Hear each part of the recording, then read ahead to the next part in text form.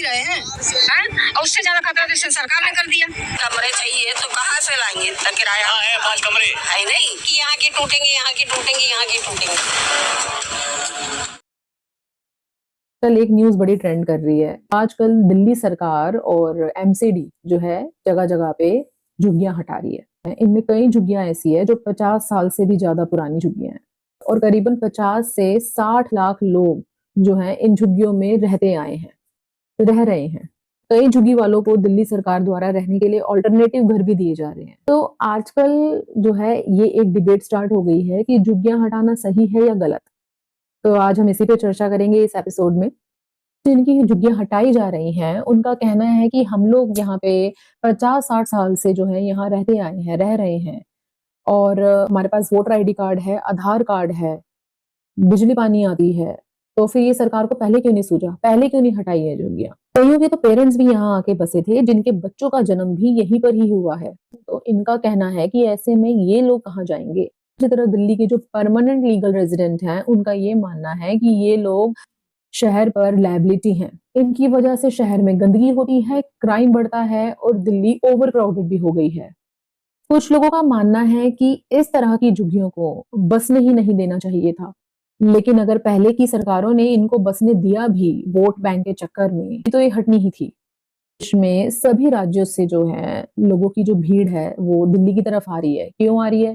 क्योंकि यहाँ पे बिजली फ्री है, पानी की सुविधा है, ट्रैवलिंग फ्री है, विमेंस के लिए ट्रैवलिंग भी फ्री है और तो और राशन भी फ्री मिल जाता है गरीबों के लिए। और गरीब को चाहिए क्या? इनकी प्राइमरी नीड तो यही है ना, यही सब है। इन लोगों के लिए तो ये बेस्ट प्लेस हो गई बसने के लिए। कोई क्यों नहीं आएगा दिल्ली। और आपने एक और चीज देखी होगी कि आजकल जो है यूट्यूबर्स या मीडिया इन जगहों पे झुग्गियों में जा जाकर जो है वीडियो बना रहे हैं, इनकी लिविंग कंडीशंस दिखा रहे हैं कि ये कितनी गंदगी में रहते हैं, नाली के पास ही खाना बन रहा है, बच्चे नाली के पास बैठे हैं और तो और कितनी अनहाइजीनिक कंडीशंस में ये लोग रहते हैं। लिविंग कंडीशंस को देख के बहुत बुरा भी फील होता है।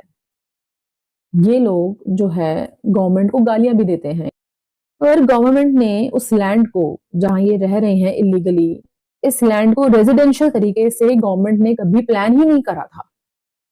तो गालियां देने का क्या मतलब?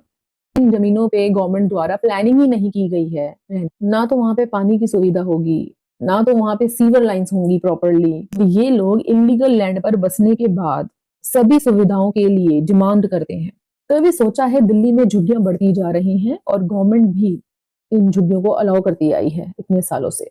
ऐसा क्यों? इसके पीछे का मेन रीजन है वोट बैंक। रहने वाले मोस्टली पढ़े लिखे नहीं होते हैं, तो इन पॉलिटिकल पार्टीज के लिए ये लोग इजी टारगेट होते हैं इनको अपनी तरफ इन्फ्लुएंस करने के लिए, वोट बैंक के लिए। झुग्गियों में रहने वाले मोस्टली पढ़े लिखे नहीं होते, तो ये पॉलिटिकल पार्टीज क्या करती हैं, इलेक्शन से जस्ट पहले इन लोगों को दारू की बोतलें पकड़ा देती है या फिर कुछ पैसे देके जो है वोट खरीद लेती है या फिर वोट अपनी तरफ कर लेती है। तो अगर ये लोग दिल्ली में कमाने के लिए आ भी रहे हैं तो दिल्ली में जो सस्ती कॉलोनीज हैं वहां पे ये लोग किराए पे रह सकते हैं, लेकिन सरकार या रेलवे की जमीन पर झुग्गियां बसाना कहां से जस्टिफाइड है? पहले 5 परिवार आते हैं, फिर इनके रिश्तेदार आते हैं और फिर ऐसे करके एक पूरी झुग्गी कॉलोनी, पूरी झुग्गी बस्ती जो है वो बस जाती है। And I think it's high time V legal resident of Delhi should talk about this. जिनकी झुग्गियों को हटाकर रहने के लिए घर दिया जा रहा है, I welcome this step of the government. ये भी कोई परमानेंट सॉल्यूशन तो है नहीं, इससे और बढ़ावा ही मिलेगा आगे चलकर। और दुख होता है ऐसे जो लोगों के बसे बसाए घर हैं उनको टूटता हुआ देखकर।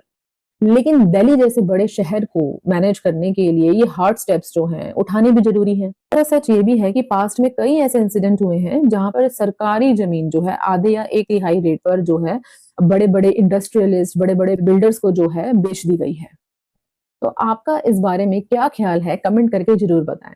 नमस्कार।